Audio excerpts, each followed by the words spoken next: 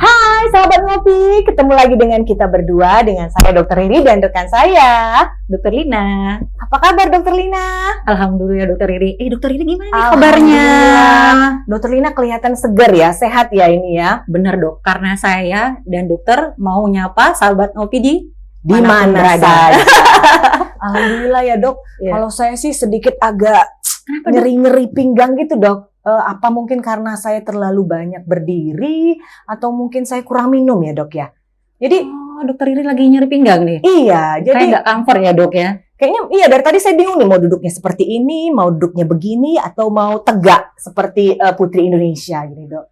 Jadi kira-kira kalau boleh diskusi nih dok ya, Iya. kenapa sih dok banyak sekarang orang tuh dengan keluhan nyeri pinggang? Betul dok. Memang saya setuju banget tuh ya dok ya. Keluhan nyeri pinggang tuh memang banyak dikeluhkan ya. Datang ke praktek ya iya. dengan keluhan nyeri pinggang. Jadi memang keluhan ini hampir 10 besar ya paling banyak di iya, penyakit dok, ya? dalam ya dok ya. Hmm. Ya khususnya memang dikeluhkan itu kalau memang biasanya tuh udah yang mengganggu aktivitas kayak dokter gitu ya. Iya, ini saya duduk aja susah dok. Iya. Mungkin kita topiknya kali ini nyeri pinggang aja kali ya dok. Oh, ada juga nih dok, kebetulan karena saya juga Sesuai tahu dengan nih, keluhan dokter pengen ya. tahu kira-kira apa sih obatnya? Apa harus saya banyak minum atau posisi saya harus lebih tegak atau mungkin saya lebih kurangi aktivitas dok? Benar. Jadi kita hari ini ngebahas nyeri pinggang ya dok ya. Jadi sahabat ngopi kita dengerin nih gimana sih tips-tips dari Dokter Lina ini? Apa sih? Kenapa sih? Berapa persen kah orang yang nyeri pinggang tadi sudah dokter singgung ya? Benar, Boleh benar. dokter jelasin sih apa nyeri pinggang saya ini berhubungan dengan aktivitas atau apa ya dok ya? Iya benar dok. Jadi kan kalau kita tuh sering ngomongin nyeri pinggang, terus kita harus tahu dong di lokasinya di mana tuh ya. Lokasinya nyeri pinggang itu kan terlokalisir ya di bawah ini ya, sudut iga paling bawah ya, tulang rusuk sampai batas tulang ekor tuh dia. Di atasnya jadi tulang ekor ya. Maaf ya. iya dok, ya maaf nggak bisa kita lihat, Cuman cuman udah bisa kita udah tahu nih pasti daerah sini tuh ya. daerah sini ya dok ya. Nyeri Pinggang pinggang. ke bawah dok. Itu bisa dengan atau tanpa ya penjalaran nyeri pada tungkai bawah dari kaki. Kadang tuh nyeri pinggang, tapi tuh kadang suka tuh, dok saya tuh agak menjalar tuh ke paha misalnya contohnya. Kayak gitu tuh. Tuh kita tahu tuh definisinya ya. Nah, siapa aja yang nyeri pinggang? Tentu aja ya nggak mandang usia mungkin, tapi ada tentu yang paling sering kali ya. Yang paling sering itu Yang ya usianya berapa ya. Itu Itu rata-rata memang di 45 sampai 60. Tapi Waduh. enggak di bawah itu juga bisa ya yang 20 40 tahunan ya. Karena kita tahu ya dok ya, nyeri pinggang tuh banyak banget penyebabnya ya. iya. Mulai dari yang non spesifik, maksudnya non spesifik itu enggak ada penyakit Nggak ada. yang jelas yang mendasari. Jadi Ya. tiba-tiba aja pokoknya ngeri gitu ya Nyeri dok ya. pinggang. Nah, terus lamanya dok, dokter berapa lama tuh nyerinya? Kayaknya udah 3 hari ini nih dok. Oh, Tapi oke. tadi saya nggak enak juga dengar usia tuh kayaknya 45 ke atas ya dok ya. Iya kebanyakan sih, karena kita kan banyak dipengaruhi Iya, aktivitas ya dok ya. Oh berarti mungkinkah saya ini aktivitas atau ada yang lain dok? Iya, karena gini dok, kalau kita lihat ya penyebab nyeri pinggang tuh kan ada 3 tuh secara umum ya. Oh ada 3 dok. Ya, Ada 3 tuh. Yang paling banyak itu yang non spesifik tadi yang saya bilang itu hampir 85% sampai 90% itu yang non spesifik. Misalnya gini tadi dok, otot-ototnya tegang gitu ya, atau kaku kayak gitu ketarik ya dok ya. Tidak nyaman kayak gitu ya. Misalnya habis duduk lama berjam-jam tuh di depan komputer, di depan laptop ya. Apalagi yang WFH. Zaman WFH. Benar. Kemudian yang pekerjaannya tentu saja yang banyak membungkuk ya. Aktivitas ya dok ya. Mengangkat barang berat yang waktu lama kayak gitu ya. Tentu saja itu bisa menyebabkan nyeri punggung ya, nyeri punggung atau nyeri pinggang ya. Kalau istilah lainnya apa ya? Nyeri boyok kayaknya sering dipakai juga. Tapi dok ada mitos katanya, mitos saya nggak tahu juga atau apa. kayaknya saya sakit pinggang nih. Oh, kamu tuh kurang minum. Apa itu benar sih, Dok? Oh iya, kita kebahas ada tipikal yang lain berarti ya dok ya. Kita bahas ada nyeri pinggang yang mekanikal ya. Mekanikal itu tadi kayak yang berhubungan dengan syaraf terjepit ya, yang tadi berhubungan dengan otot, trauma, ada kesleo kayak gitu. Jadi tadi ada non spesifik dan ini mekanikal ya, yang mekanikal ya. Mekanikal ada yang non mekanikal. Nah, kalau yang non mekanikal tuh apa sih gitu ya? Non mekanikal tuh misalnya ada infeksi pada tulang belakang atau misalnya ada tumor nyebar ke tulang belakang, nyeri banget. Nah, bagian dari yang non mekanikal yang nggak kalah pentingnya itu adalah nyeri karena akibat autoimun. Oh, berarti ada hubungannya nih dok dengan autoimun juga. Benar, yang autoimun ini memang kecil ya, kurang dari 1%. Tapi itu harus diwaspadai. Ada tanda-tandanya karena kalau kita nggak terapi dengan baik, nggak kita deteksi secara dini, itu akan menimbulkan komplikasi tentunya dok. Berbeda sama yang non spesifik tadi. Sebahagian itu yang kayak dokter ya kurang dari 3 hari itu kan masih akut ya, di bawah 3 bulan.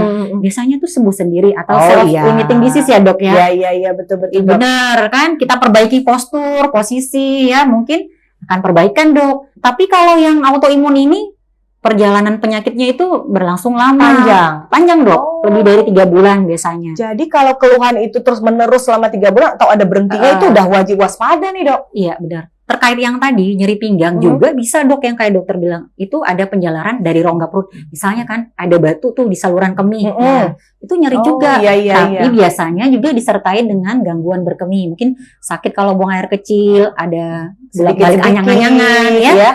Jadi memang nyeri pinggang ini penyebabnya cukup banyak ya dok ya, mulai dari yang paling banyak ya tadi yang non spesifik tadi sampai yang mekanikal yang non mekanikal. Salah satu yang akan kita bahas hari ini itu yang nyeri pinggang autoimun ya. Iya gitu, jadi ini yang kita bahas ini hari ini tuh nyeri pinggang akibat autoimun ya dok ya. Itu tadi sekitar 1% ya dok. Iya, di bawah 1%. Di bawah 1%. Sedikit tapi bermakna ya dok. Tapi kita obrolin ya. Iya, dan kita sharing ke sahabat ngopi. Kadang ya itu dok. Kadang mikirnya nyeri pinggang biasa nggak perlu, ya udah nanti baik sendiri. Tapi kok terus-terusan 3 bulan, terus-terusan. Jadi itu sebaiknya kontrol, konsultasi ke dokter spesialis penyakit dalam itu ya dok ya. Iya benar. Kita harus cari itu apa penyebabnya nih kira-kira. Penyebabnya kenapa? Jadi kita harus bisa bedain tuh ya, yang mana yang mekanikal, yang mana yang dibedain dulu tuh. Ada mungkin tandanya ya. Kalau yang sifatnya non mekanikal yang terkait autoimun atau kita sebut dengan nanti nyeri pinggang autoimun, itu nyerinya itu akan membaik kalau pasiennya aktivitas atau kita aktivitas ya. Oh, jadi terbalik ya dok ya? Nyeri pinggangnya itu sudah berlangsung lama, lebih dari 3 bulan. Dan usianya itu biasanya di bawah 45 tahun. Kalau yang mekanik usia berapa aja mungkin bisa ya dok ya, 20 sampai 40. Jadi dia nggak terkait terlalu sama usia gitu ya. Kemudian kalau yang mekanik tadi, dia kalau kita istirahatkan, ya justru dia perbaikan. Iya, makanya saya bilang berlawanan. Kalau yang autoimun, kalau pasiennya jalan lebih bagus. Nah, kalau duduk lama tuh sakit dok. Jadi udah bisa nih sahabat ngopi beda. Iya, ada satu saya mau sharing juga ya. Ada satu pasien. Jadi dia itu laki-laki usia 25 tahun datang ke saya dok. Dia itu udah nyeri pinggang udah hampir 5 tahun. Awalnya itu cuman nyeri maaf ya di daerah bokong, silih berganti, menetap. Lama-lama dia bertahap tuh dok, pelan-pelan, makin lama makin berat. Nyeri pinggang. Terus dia terbangun tengah malam karena nyeri. Itu contoh gambaran. Sampai terbangun itu udah sakit sekali. Udah di bawah 45 tahun ya. Nyerinya itu membaik dengan aktivitas ya. Justru memburuk dengan istirahat. Nah, kemudian sering terbangun tengah malam karena nyeri. Kesakitan. Nah, itu dia dok. Dia tuh pasien saya tuh ya ke tukang pijet awalnya ya. Ya pokoknya ke tukang pijet ya, tukang urut dulu. Dipijet dulu pasti baik, tapi datang lagi, kambuh lagi. Jadi di tahun kelima baru ketemu sama saya. Itu lah dok, karena nyerinya ini kadang diabaikan. Jadi terlambat terdiagnosis karena itu menganggap biasa. Ya, itu biasa, tadi. biasa. Karena dipikir mungkin, Makanya sahabat ngopi kalau udah lebih dari 3 bulan tuh jangan didiemin aja kali ya. iya. Mesti dikonsultasikan ke kita, ke dokter ya. Nah, jadi udah bisa nih bedain sahabat ngopi, nyeri pinggang yang non spesifik tadi ya, mekanikal, non mekanikal. Jadi kalau misalnya tadi ketemu, kalau dengan beraktivitas justru bertambah sehat, berarti kita harus waspada harusnya ya dok ya. Kemudian datangnya lebih dari 3 bulan ya.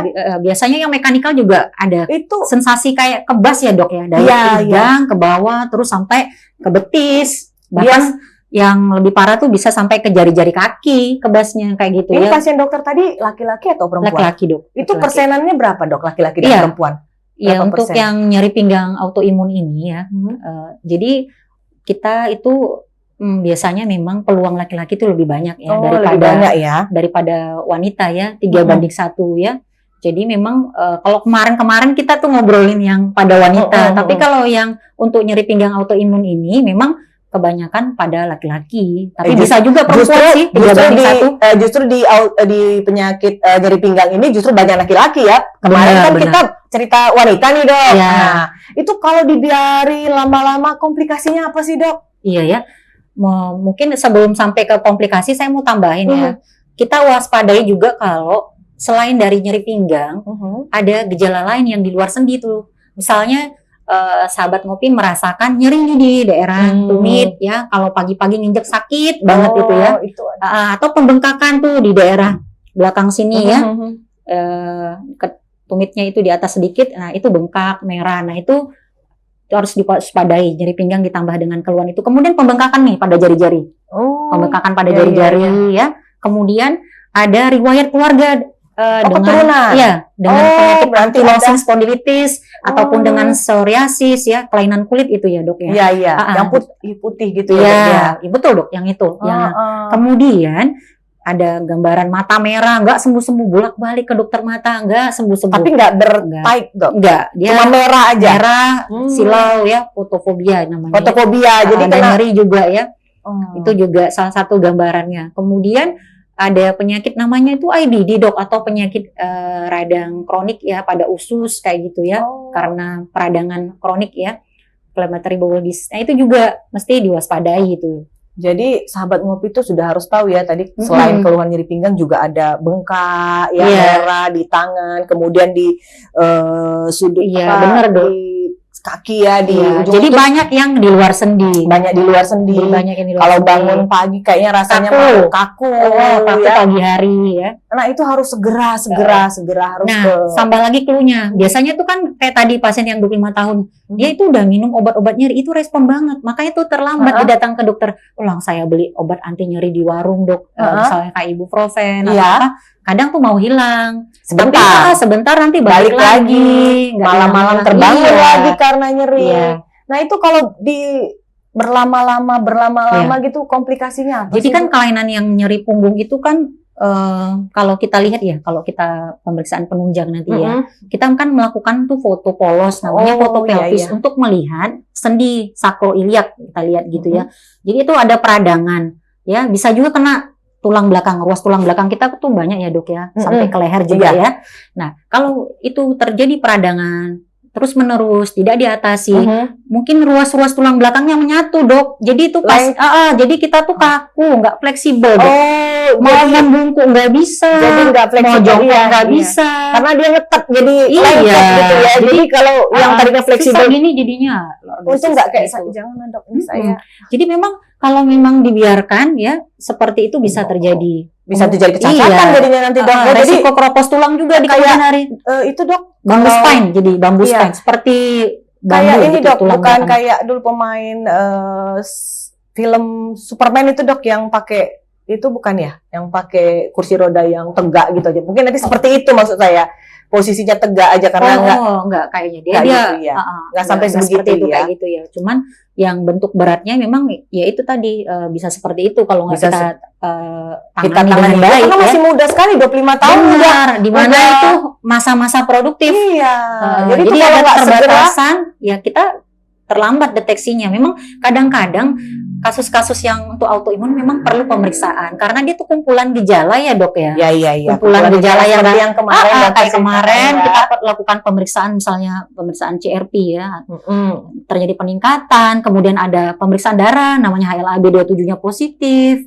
Ya, jadi ditambah banyak dengan gejala-gejala yang ya. Jadi benar. banyak selain keluhan tadi Ya. memang kita memerlukan pemeriksaan penunjang laboratorium dengan kita foto pemeriksaan lagi dengan Ya. ronsen ya dok ya. Intinya tuh pengennya deteksinya dini, datang ke dokternya lebih cepat.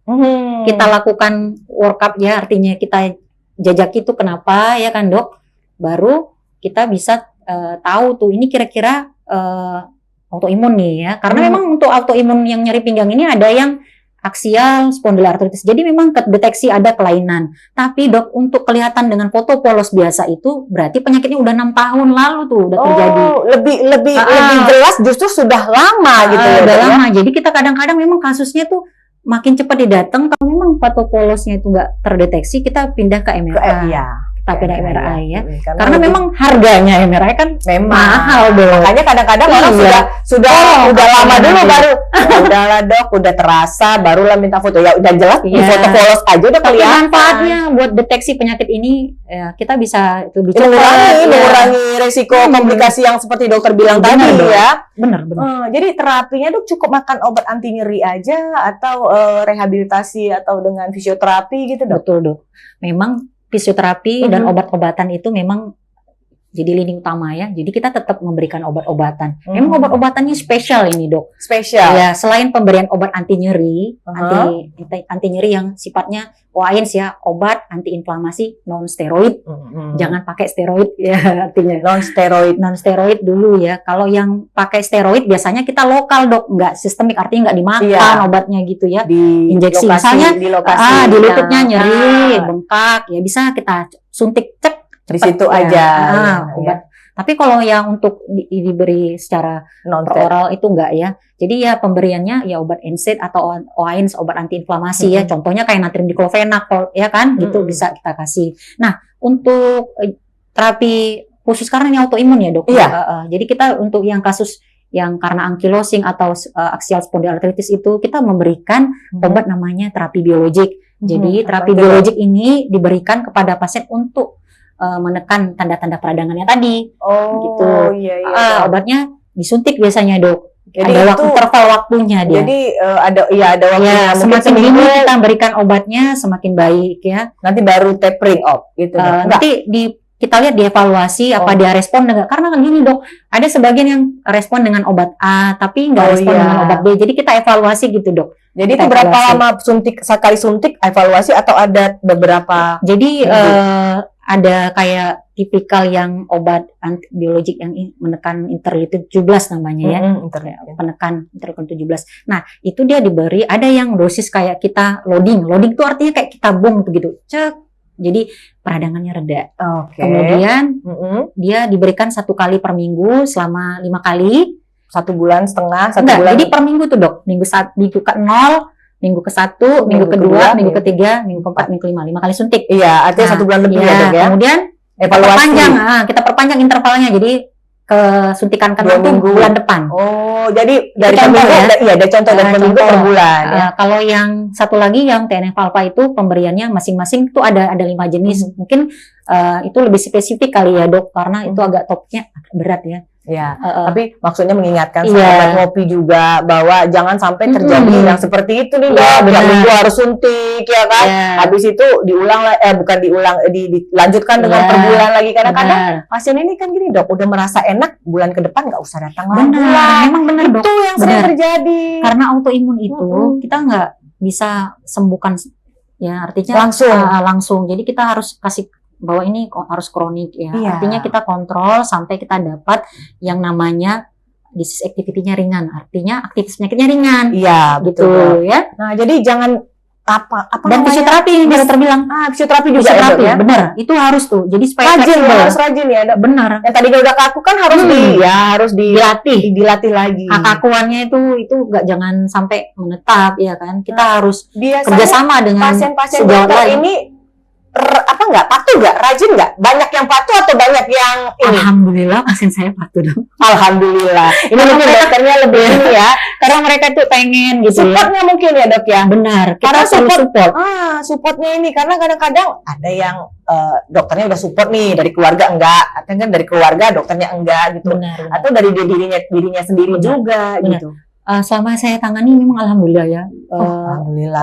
Lumayan. Mereka datang nanti ada jadwal ke Fisioterapinya, rutin, jadwal kontrol ke dokternya ya, lagi. benar. Ya. Kalau yang bisa renang, saya anjurkan juga kok berenang ya. Berenang ya dok Berenang ya. bagus juga untuk pinggangnya itu kali ya. Wah menarik sekali nih. Menarik kan dok? Menarik Nyari pinggang. sekali. Jadi kita ada tambah lagi tuh ya nyari pinggang. Autoimun. Jadi insya Allah saya jangan ya dok ya. Nyeri pinggang. Jangan.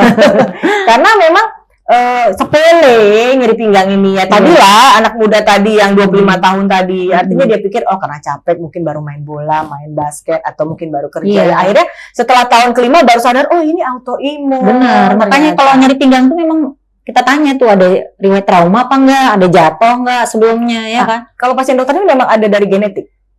Kebetulan ada papanya. Jadi apa Papanya itu memang pasien ankylosing spondylitis. Memang erat banget tuh kaitannya dengan. Jadi harus diingetin lagi nih. Iya. Sahabat ngopi. Riwayat keluarga ya. Iya, riwayat keluarga kalau misalnya nyeri pinggang, terus mikir orang tua saya seperti ini, kok Iya. ada keluarga seperti ini. Mungkin secepatnya, sebisanya segera konsultasi ke dokter spesialis penyakit dalam ya dok ya. Iya. Dan reumatologi ya. Dan tentunya. reumatologi konsultannya, jadi subspesialisnya. Iya, benar. Gitu Karena ya. memang kalau kita tadi nggak ulang-ulang ya, apa yang mesti diwaspadai, kapan berapa lama usianya. Jadi kita penekanannya di situ. Kapan nih? Harus segera gitu. Jangan Harus segera. jangan ditunggu ini biasa ini. Nanti sembuh sendiri. Waduh. Udah keluar 3 bulan, lah kita harus berobat dong. Iya. Cari nih. Kira-kira kenapa ya? Sampai sudah terbangun gara-gara sakit itu kan udah terlalu ini ya dok ya. Iya, jadi gangguan tidur. Gangguan tidur, jadi tidurnya nggak nyenyak. Kualitas biasanya- hidupnya juga gimana Ya, dong? Pasti. Kalau Kalau mau kerja ya, Iya, apalagi masih usia produktif. betul. Biasanya kan tadi dokter bilang di bawah usia 40 tahun ya, 45 tahun. Jadi 5 tahun loh. waspada nih buat sahabat ngopi yang di bawah usia 45 tahun. Kalau saya sih udah di atas 45 ya, jadi wajar mungkin ngangkat ini ya, timbang, ngangkat ember, ngangkat pot ya. Jadi Potnya gede kali potnya dong. gede. Jangan gede. Sebenarnya Angkat juga ada ininya ya supaya jangan cedera. Iya. Ada cara ngambil barang. Jangan Nah, kadang-kadang saya suka jongkok dulu kayak ambil gitu barangnya. dong, ambil ya ke belakang gitu, ambil langsung letak gini. Aduh, itu bukan sakit pinggang lagi. Memang bener dong. Langsung gini Ya, aja. pinggang itu terkait postur. Bener. Kalau salah, ya sakit. Duduknya mejanya ketinggian. Lah kita mau ngambil barang ya pasti sakit pinggang kita. Harus posisinya gini ya.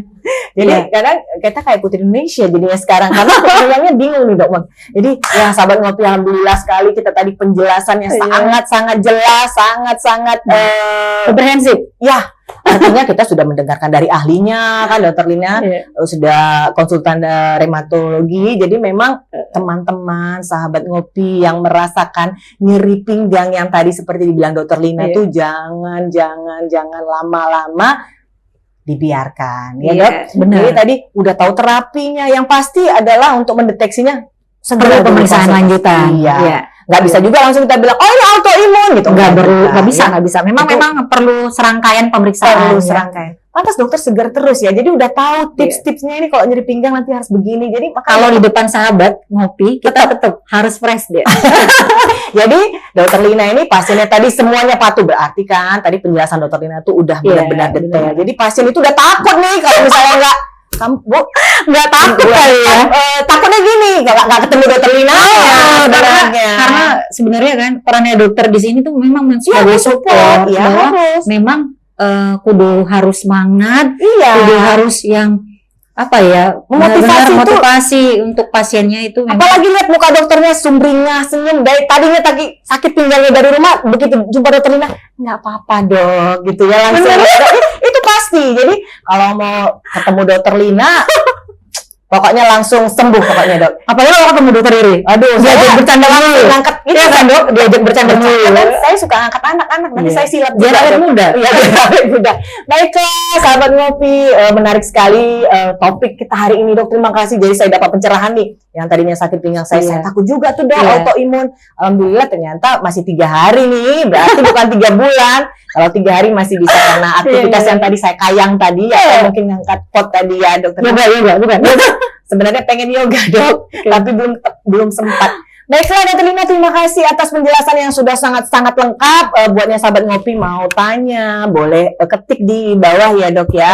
Jangan lupa ya untuk Subscribe, like dulu dong. like, Share. and subscribe YouTube kita Ngopi Bareng, Dok. Oke, Yes. Dok?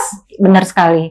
Sampai ketemu lagi, Dok. Terima kasih banyak, Dok. Semoga Terima kasih nanti Dokter banyak. tetap sehat dan saya juga semakin Kita semakin semangat untuk nyampein topik-topik Ya, yang lagi jadi, hits. kalau misalnya sahabat ngopi ada pengen sesuatu yang pengen dibahas tuh boleh diketik di kolom komentar. Oke, terima kasih. Assalamualaikum warahmatullahi wabarakatuh. Dah. Dadah.